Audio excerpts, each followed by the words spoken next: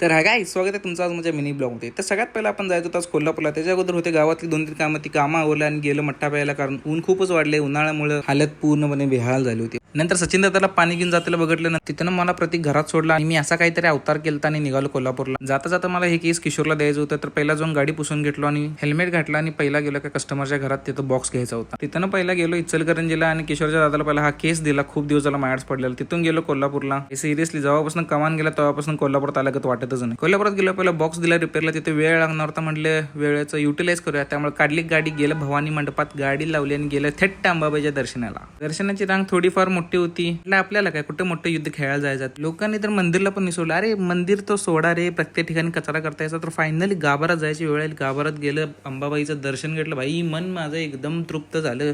बाहेरून मंदिरचा एक फोटो घेतला आणि तिथे एक शंकराचं पिंड होते, त्याचा पाया पडला आणि एक छोटंसं दत्त मंदिर होतं, तिथं पण मूर्ती खूप छान होती, तिथं पाया पडल्या आणि एक प्रदक्षिणा घातल्या आणि निघालो बाहेर पडून परत गेलो ऑफिसला. बॉक्स झालेला, मग बॉक्स घेतला आणि गेलो मावशीच्या घरी, कारण सार्थकला घेऊन टाकोड्याला जायचं होतं. दोघं पण मग काय भर दुपारच्या उन्हाच्या रकात बाहेर पडला आणि इचलकरंजीतून पहिला मँगो शेक पिला. मस्त असा आत्मा माझा थंड झाला भाई.